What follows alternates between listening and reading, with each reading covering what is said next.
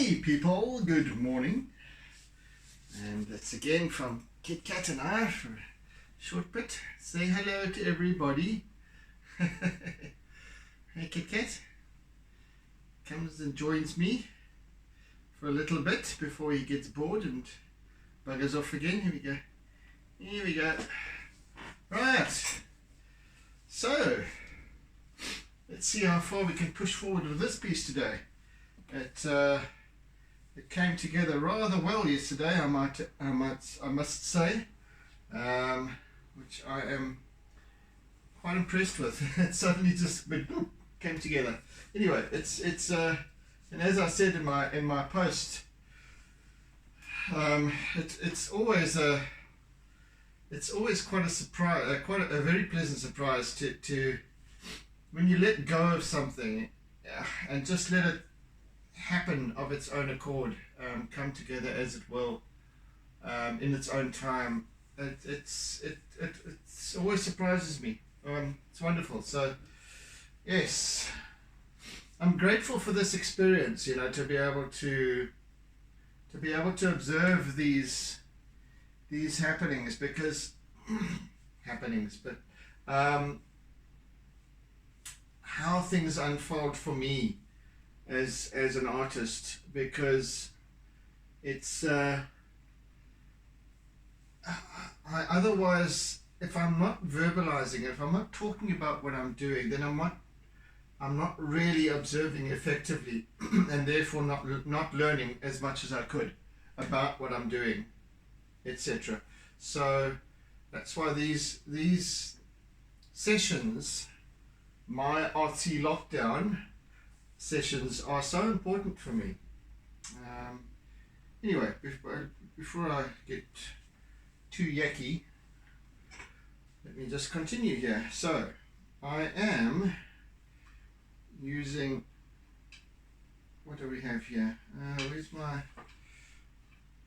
am going to start employing a little bit of my compressed charcoal, which is, as I've, it's so black. You know, I've got a little bit of, I have been using a little bit of black contour, a little bit of black pastel even. But the moment I use this, it's absolutely pitch black, and it just, you see, it's, well, it's even blacker than the blackest of pastels. And so I'm going to employ this very effectively, I believe, in the areas where there is very, very dark shadow, and these little cracks.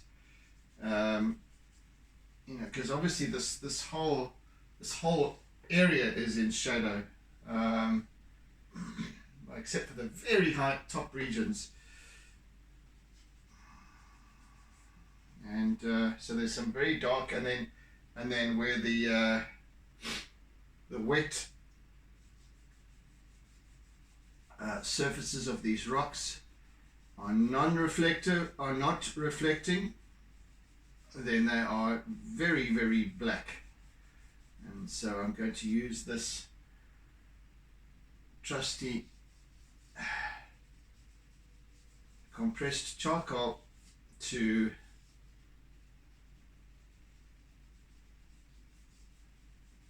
accentuate that, and it shows immediately.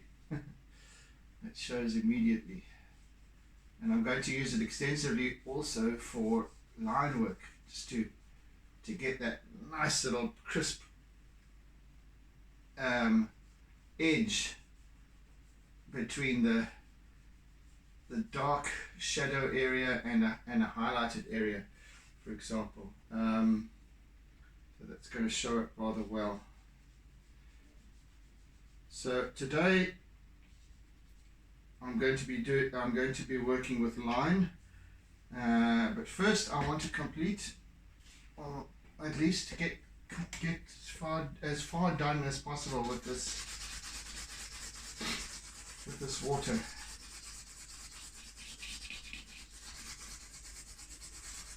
Especially the extremities need to be darkened.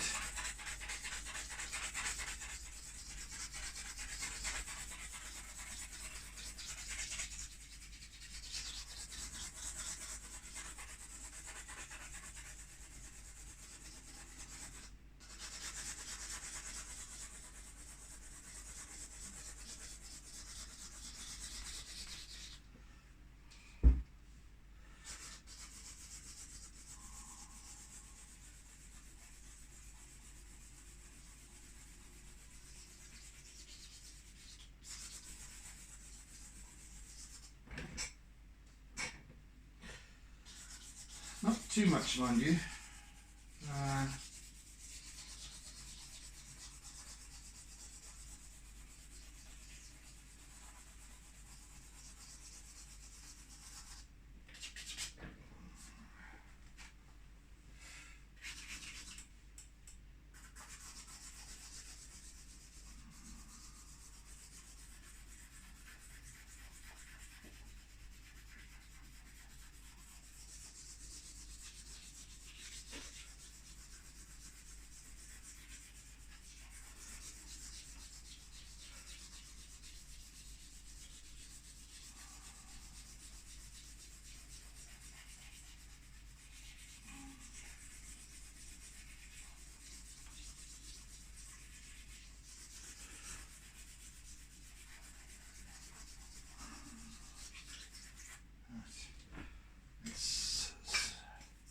Just soften that out a bit. Blend it in. It's just kind of darkened a bit around the edges.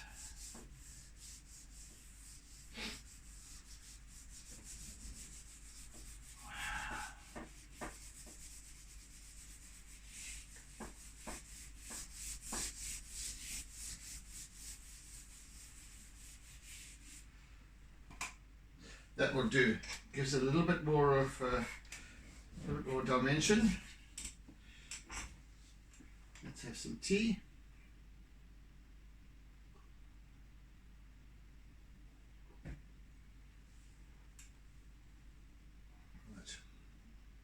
Right then. Right then. Beep beep beep beep beep.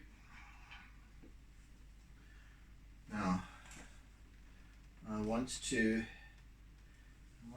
work on this area a little bit here. We've got some white. In fact, I'm going to use my pastel for this.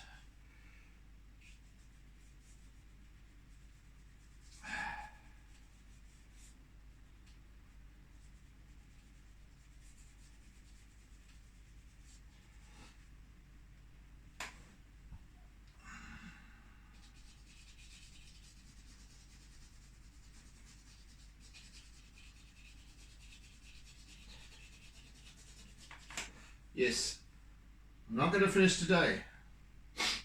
I shall complete it tomorrow, purely for the reason that I need to spend a little bit of time very carefully with some acrylic splashy stuff. So that I want to ensure that it's right, and I don't want to be rushing that either. It's quite a delicate little process.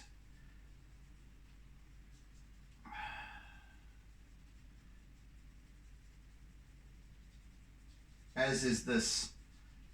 All of this line work is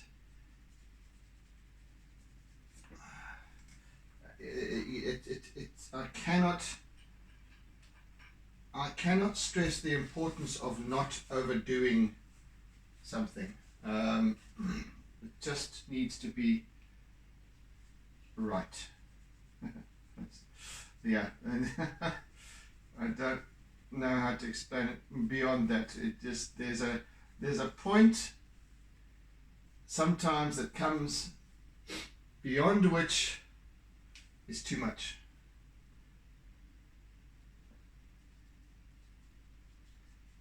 So I'm working with some little reflective surfaces over here.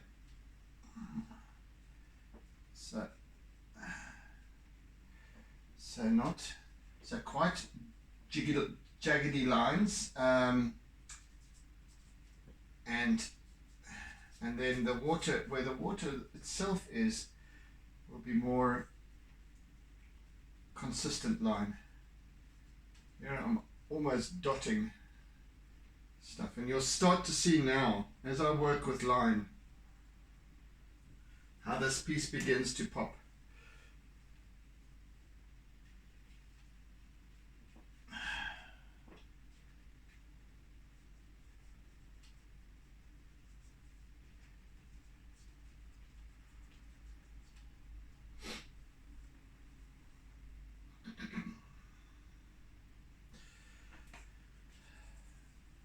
Between the black and the white line, this piece will start to emerge really well. It started to blossom yesterday, like I said, but today is a different story.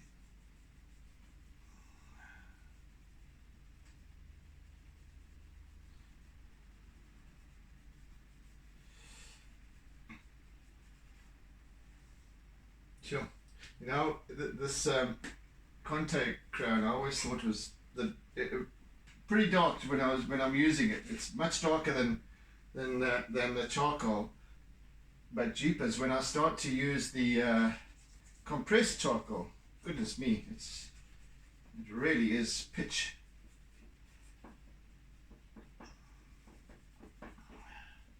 Never had heard of it before. Never had heard of it. In all my years, but then again, I wasn't doing fine art like I've explained before. Never did fine art, so I never heard of these slightly more obscure materials.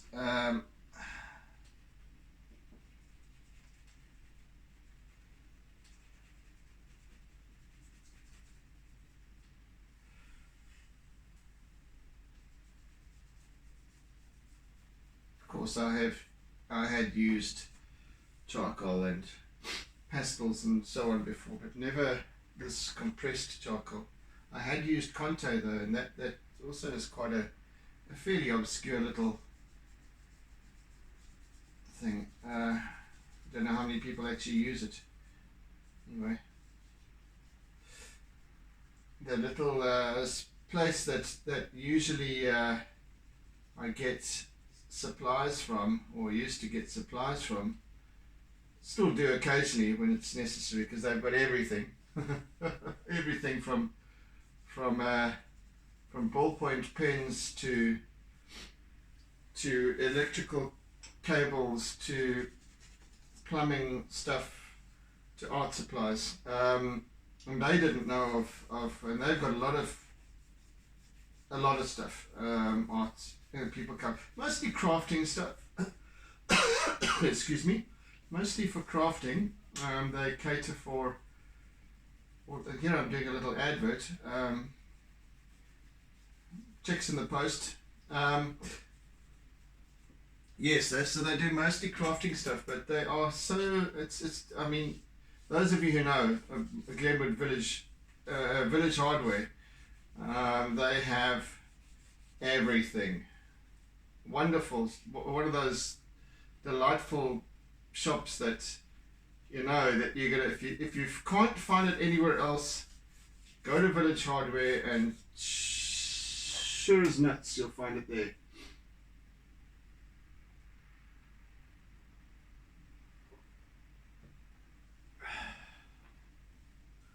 The little light bulbs that I use for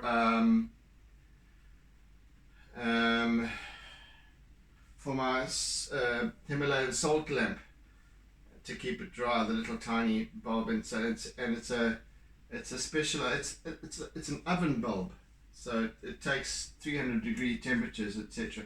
But you know, those sort of things, and they've got a quantity of those. I mean, bulldog clips. in profusion, in all different sizes. Paint, anything from, you know, wall paint to poster paint, acrylics, oils, yeah, you name it, anything, paint brushes, it's insane, tools, you know. Anyway, it's a wonderful store to go into and just browse sometimes, and you think, oh, I didn't even know that I needed that. Actually quite dangerous, can be, to go into a place like that, because you end up buying stuff that you really don't need.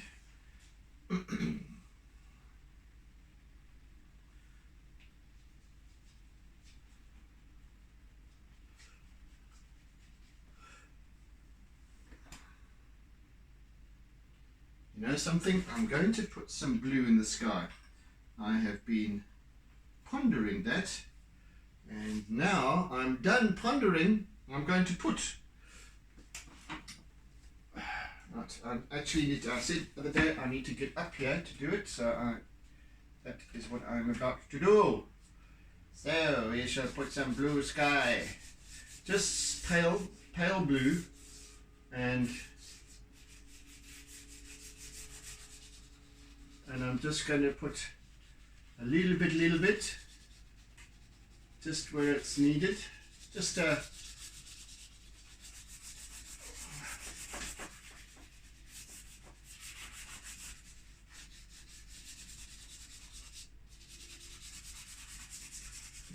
little wedge. It's all that's visible out the top of this crevice where the waterfall emerges from the top of.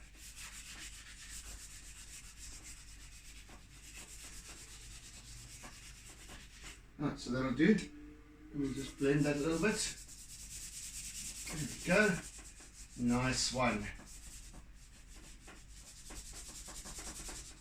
Lovely stuff. Bloody marvellous. There we go. Ah, yeah, that's what I want. Did you what I want? Did what I want. Right.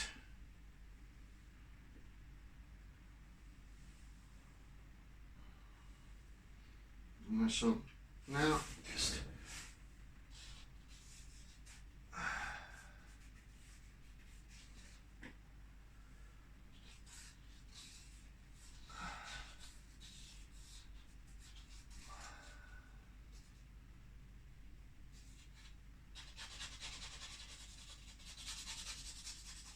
mosquito bye. Don't mess with me.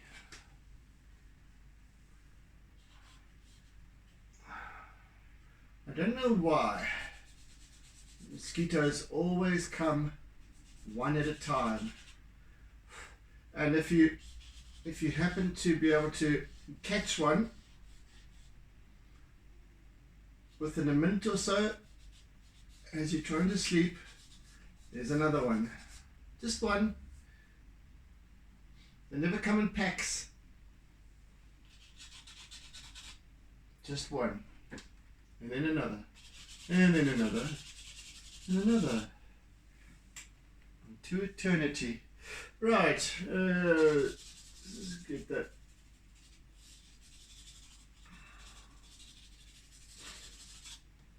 I'm going to be standing up again for this later. Meantime,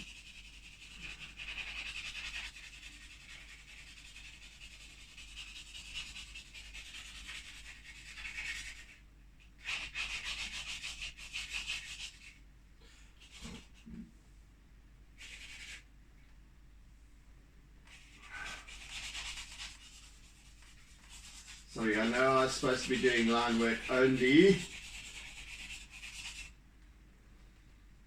but I just realized I needed to do a little bit of this, a little bit of this.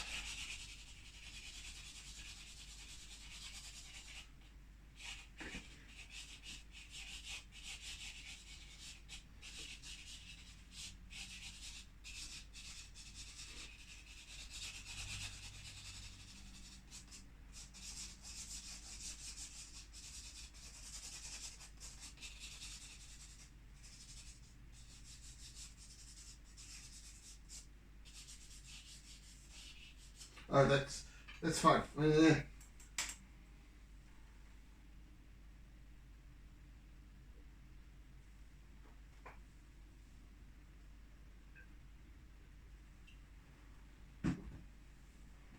Right.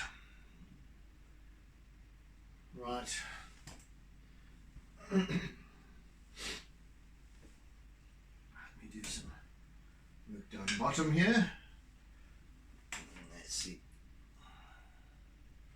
I'm just going to... Hello.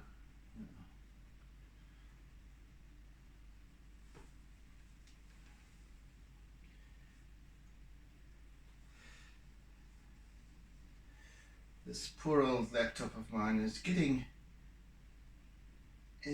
very slow these days. Dear old thing.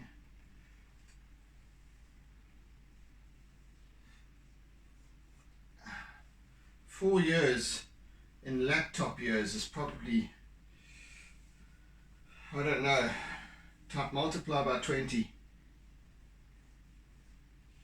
I think I got this laptop in the beginning of 2017,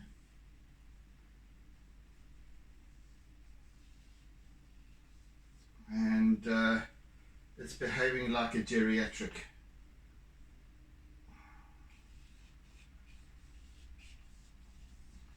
Probably good going for laptop years, actually.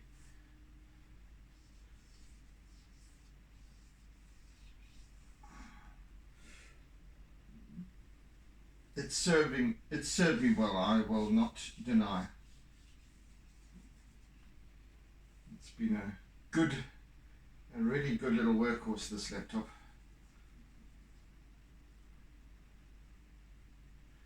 And of course, you know, being from a design background, a graphic design background, it has to be Apple. It has to be Apple, so you know, I can't do these PC things. Really, I can't.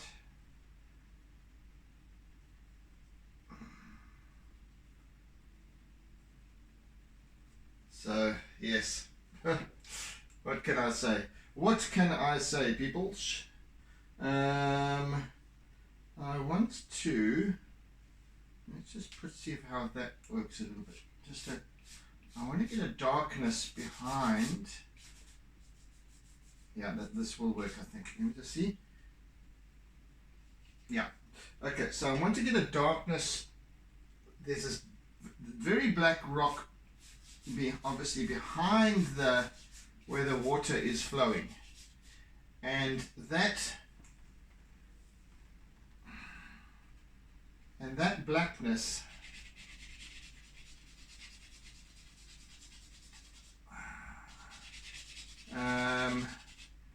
needs to come through from behind. So I need to blacken first.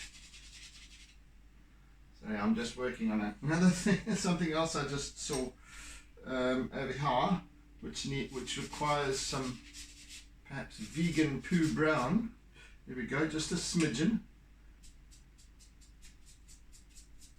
There we go.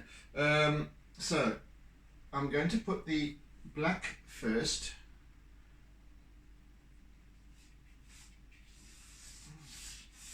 So then I get a nice darkness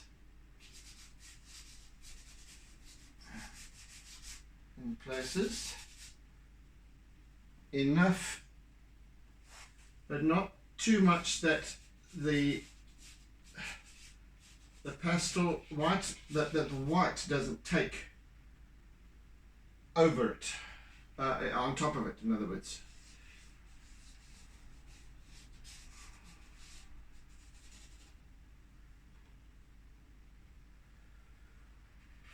I don't need too much though.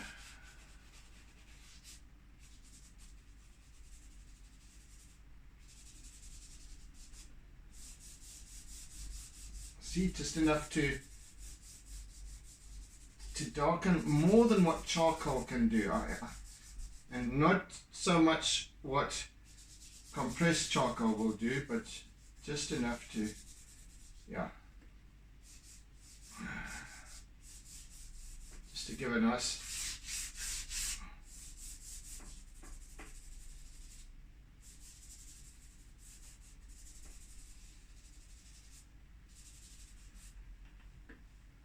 right then. Now,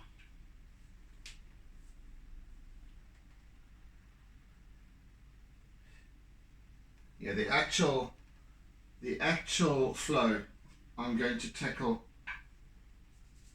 tomorrow towards the end, so I'm going to leave it for now.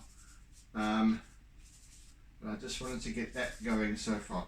Right, let's do some line work now. I'm going to do some nice black line work. I'm going to go over the holes, and I'm going to use my compressed charcoal for this. So I want a nice black lines to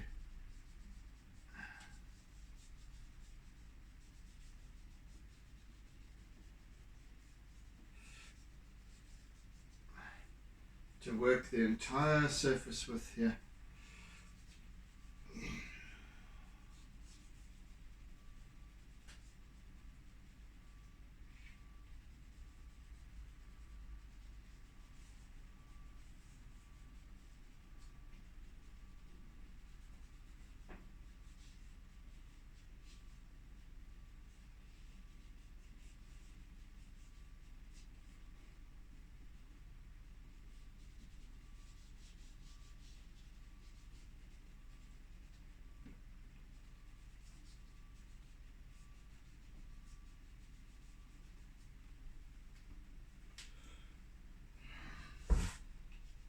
I'm not even pressing really that hard, and you can already see that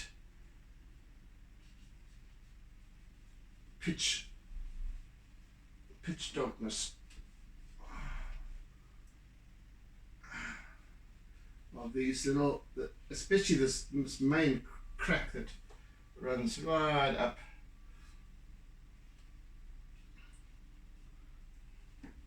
Some tea.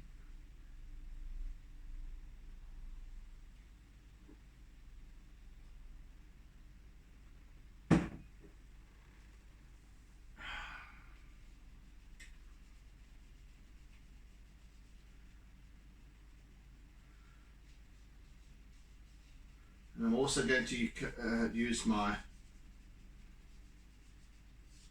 Conte, black Conte, for the more subtle black line, and white, of course.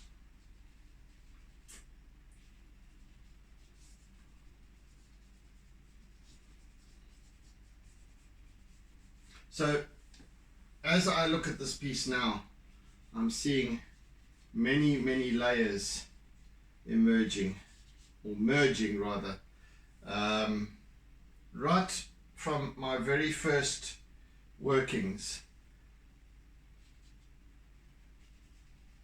Even in this darkest of areas, I can still see my charcoal drawing underneath.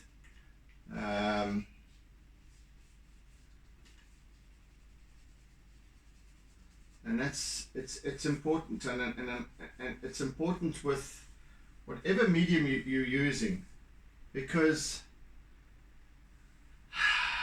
if you were to observe something normal with our normal sort of eyesight, if you really look at something, let's say, I don't know, let's say this little SpongeBob thing.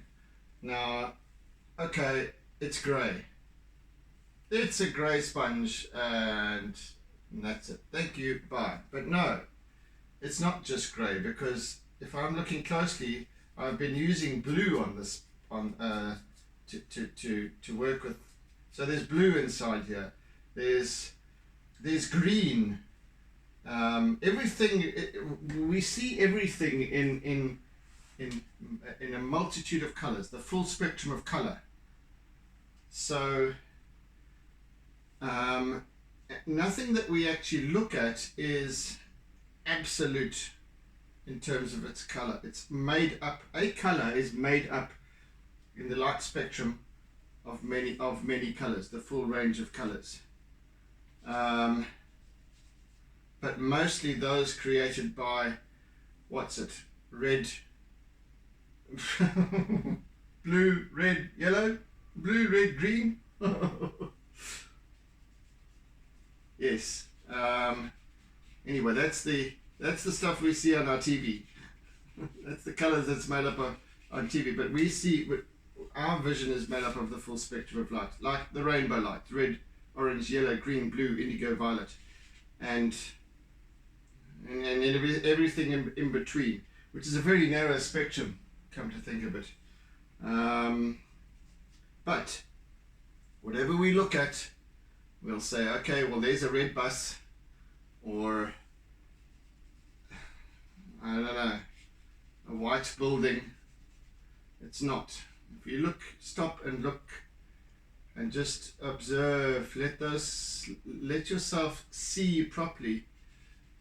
There is other colors that start to emerge. It's like looking at a city skyline in the late afternoon, and all those buildings are the same color, right, as they have been throughout the day.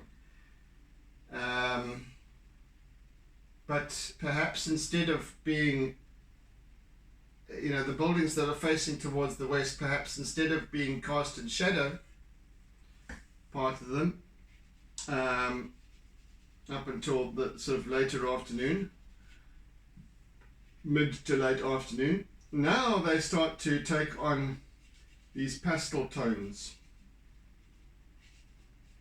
of the low light, and so they change their color if you really are looking with intent.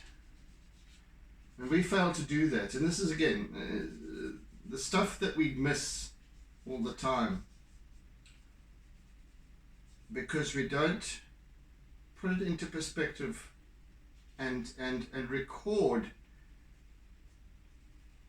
what it is that we're really seeing. And I'm not just talking about color, of course, and I'm not just talking about what we see, but what we perceive, what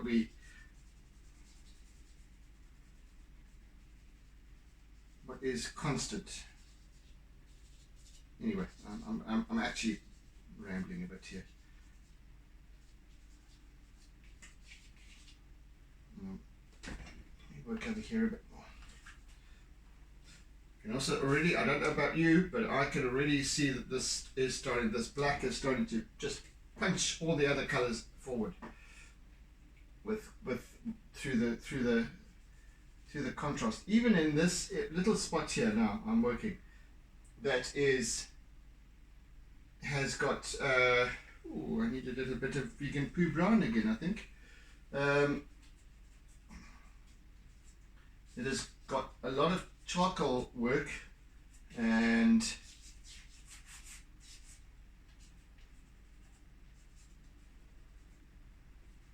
sorry, just need to focus on this a little bit.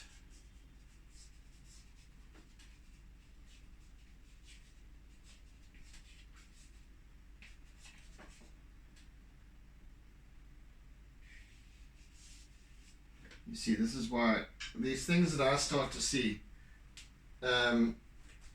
emerging for me, and they need work on. That's why I need an extra day. So, what was I saying? Yeah, okay. Oh yes, so this dark area here, with past charcoal. Now I'm starting to add my compressed charcoal again. It just, the detail caused by brought about by the addition of the compressed charcoal adds an immense amount of contrast, even to the darkest of charcoal areas. because, as I've said before, charcoal is charcoal in color. It's not absolutely black. It's a very, very dark gray. If you look, think in terms of like a charcoal suit or a item of clothing that's charcoal, a sweater or a whatever, it's not absolutely black. That's why it's called charcoal, isn't it? Same applies here. Doesn't matter how hard you, how much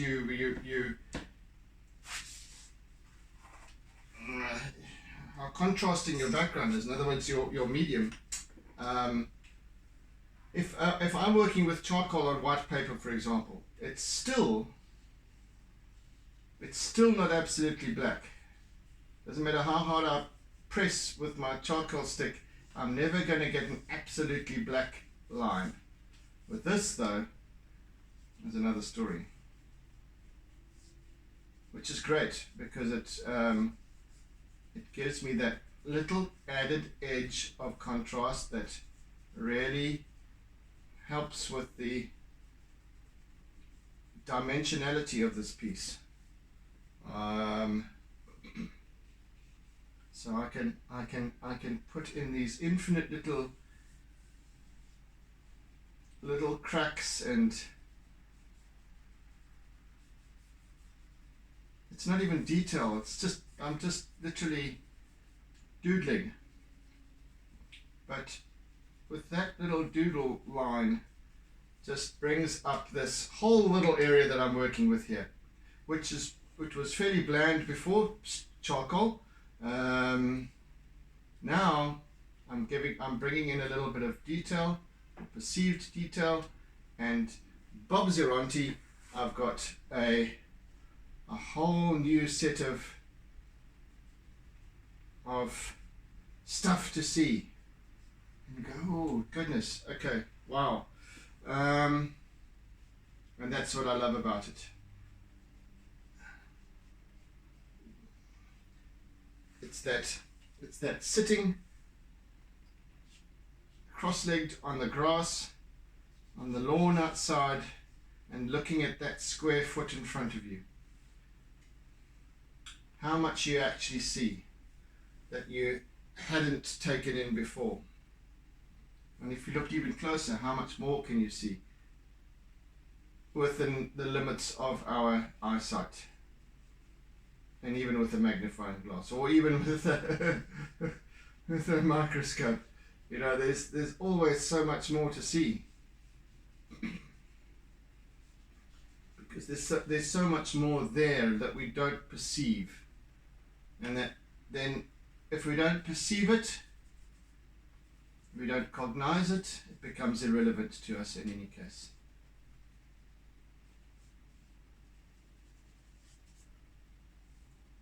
How much do we fail to see because we're so busy doing life? That our thinking is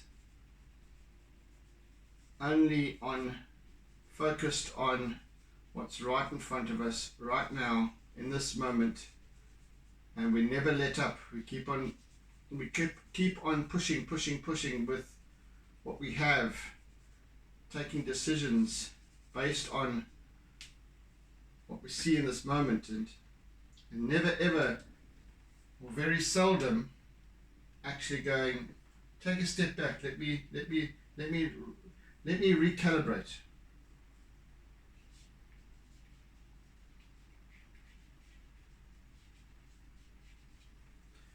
This is immensely fun, let me tell you, to see how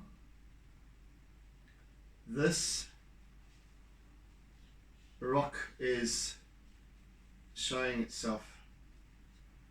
Such fun. I'm going to work with a little bit of contour now for some lighter lines.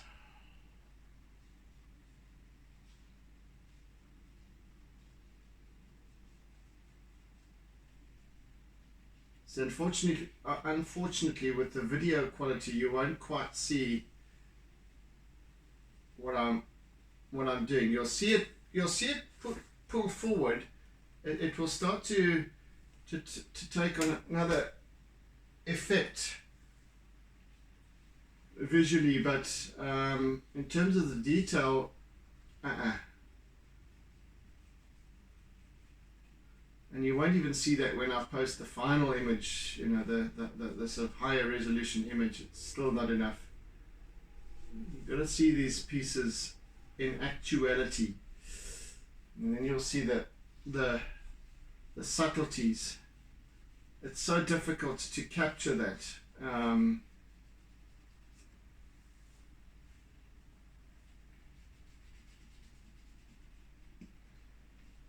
It's difficult to capture it even with the high-end equipment, photographic equipment. It's just really difficult.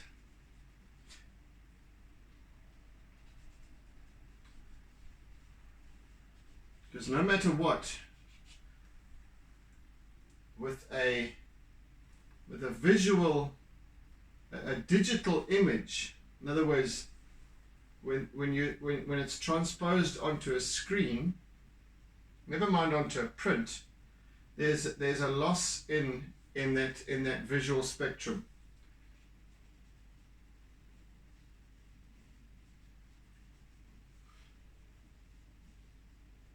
That's why observing with your eyes is always going to be the best image that you could ever see.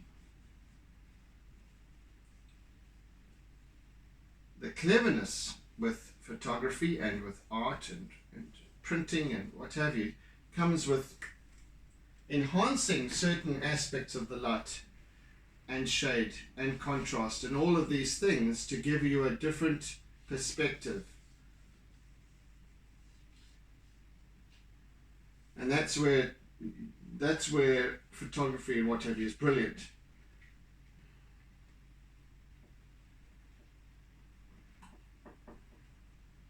But to capture something exactly as it is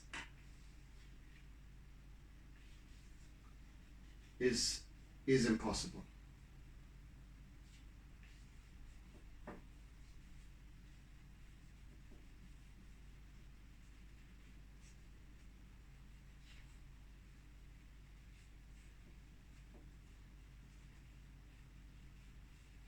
Yes, I said to you the other day that when I start with the line work, whoa, things start to slow down. And it becomes time consuming. And how are we doing for time, for that matter? About 15 minutes left.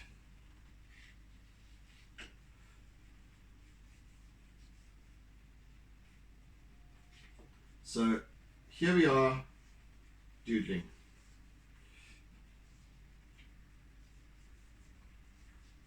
And I'm literally going all over the place with these rocks because they're not all little blocks that are all fitted together nicely. They're all one that have got big cracks and part of them have been chipped away or whatever, have broken away and fallen off. So some of them have got little cracks and fissures in them. So there is this kind of spider work of line that traverses the whole surface of this piece, and I'm going to try and illustrate that.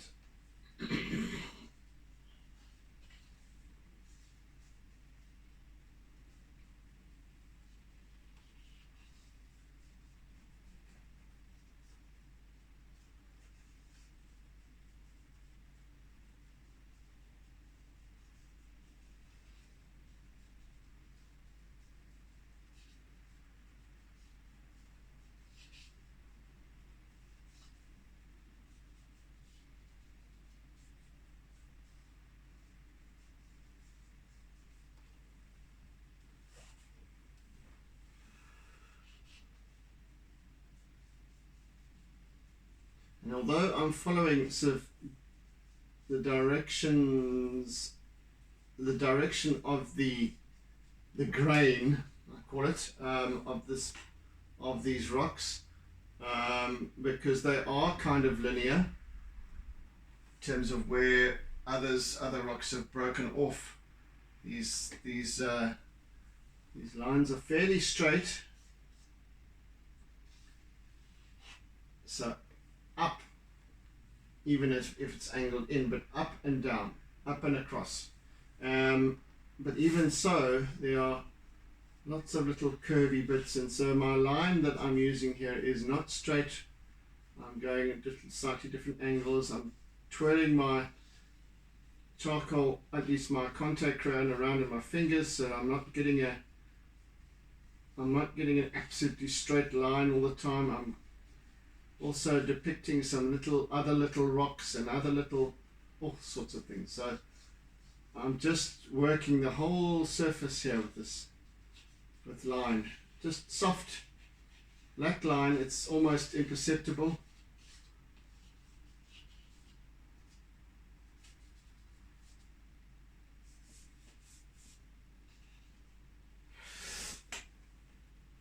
What I want to do here is I want to add a little bit of something going on the top here, and let me do that with this little thin piece of charcoal.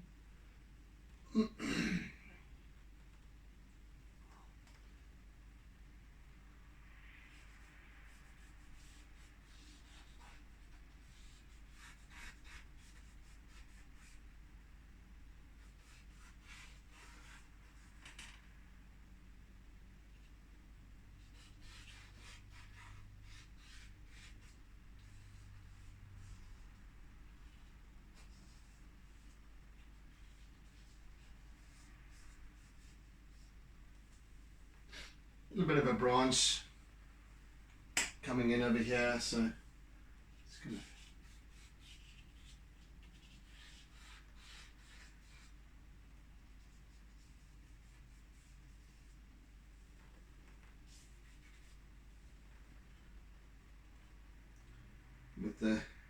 with a smattering of green, and I'm going to let me just first add a little bit of white on here as well.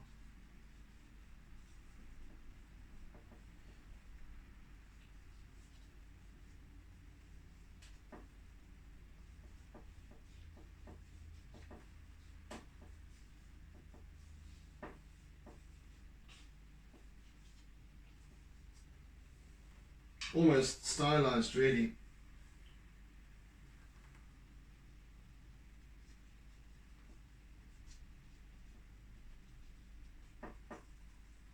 Virtually just like a visual hint.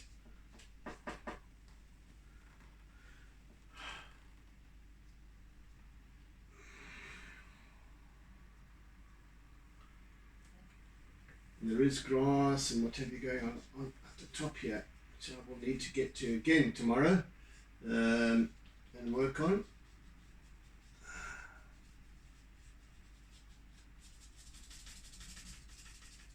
For now, that'll do.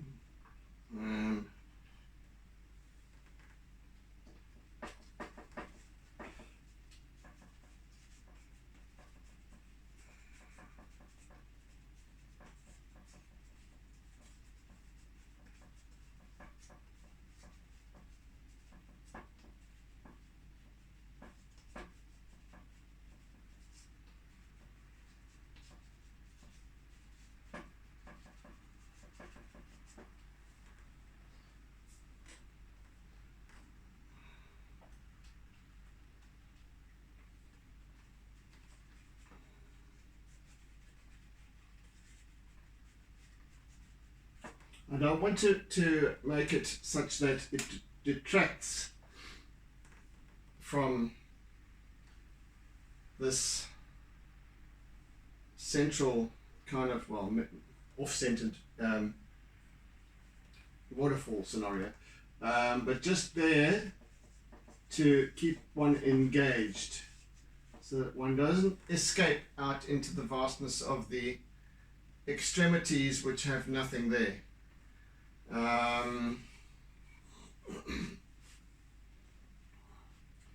So that this doesn't become like an open expanse. That side is okay, but over here, just this little bit of detail with a little bit of expected foliage, just a branch though, coming in. I'll bring some more in just down here as well. But just to hint at what's behind us. So coming in, creeping in off the edge of the page.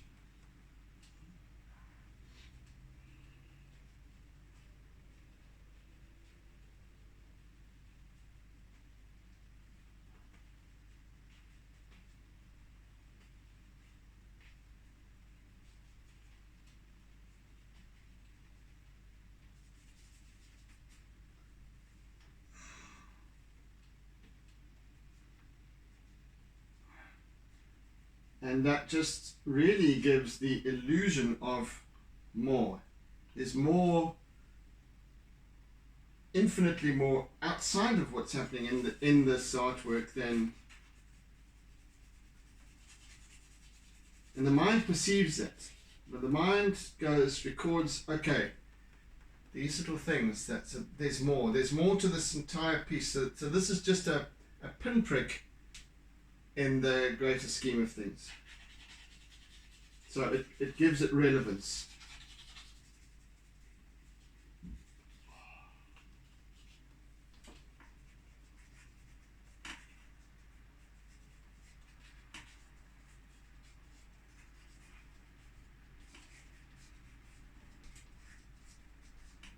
I'll work more with that tomorrow, but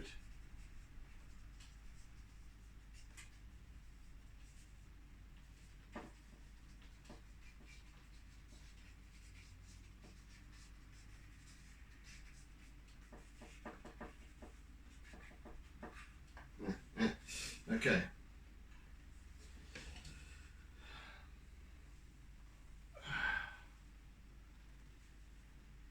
So already I see a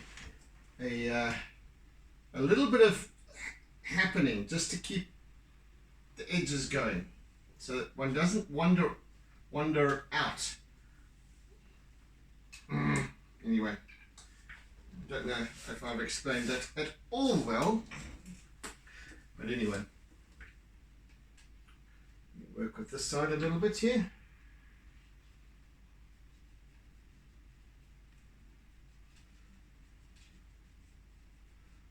Once again, I am just depicting some little cracks and what have yous in this surface over here.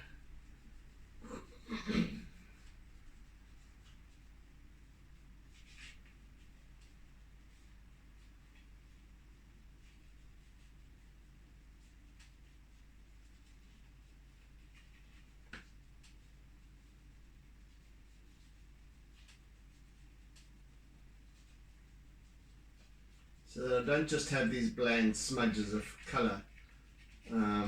There's loads of stuff happening.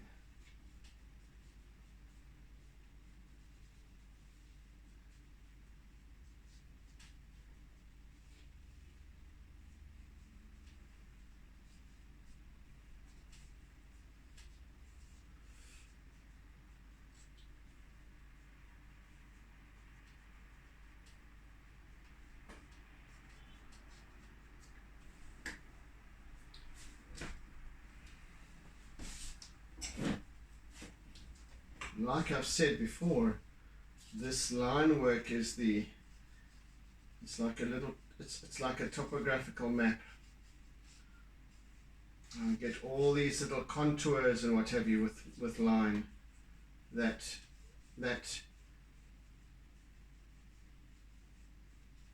bring about the form of this piece.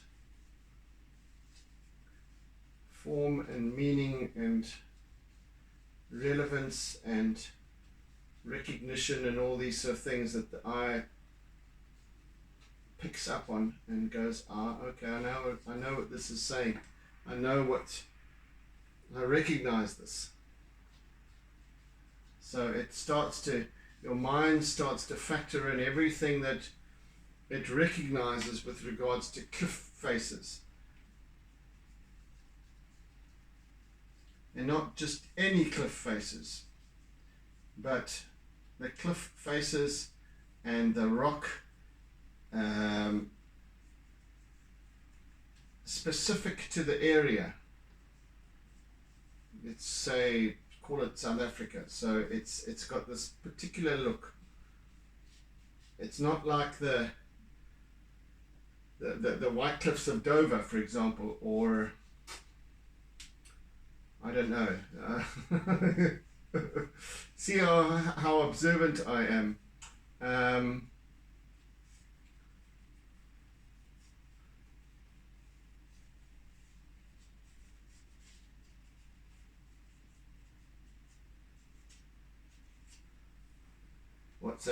What's that great big red rock in Ayers Rock, is it called, in Australia and up in the outback? Ayers Rock, I don't know, forget what it's called. I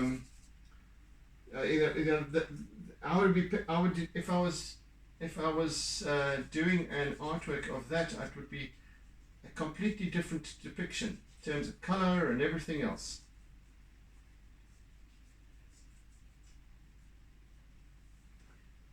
I mean, if this was the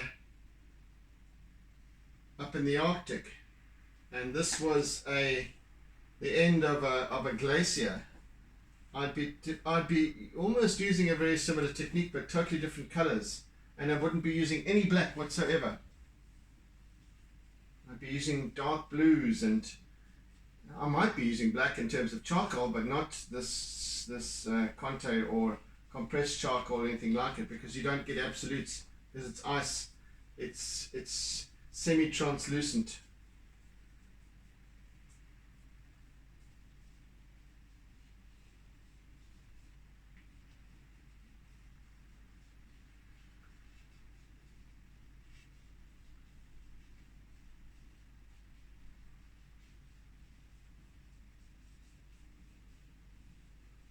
So even in these dark areas, I've got these little cracks and fissures that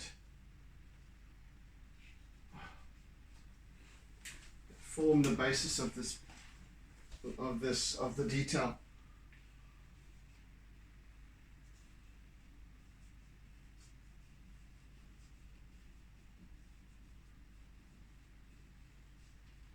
Right, guys. Oh, we're out of time. Yay! We are out of time, baby. Okay. All right. We've made very, very good progress today once again. I'm happy to say. And you see, if I had committed to, if I'd said yesterday, which I nearly did, but I thought, let me just err on the side of caution. I would have said I'm completing this piece today, but I didn't. There we go. Okay, right, guys. I'm done for the day.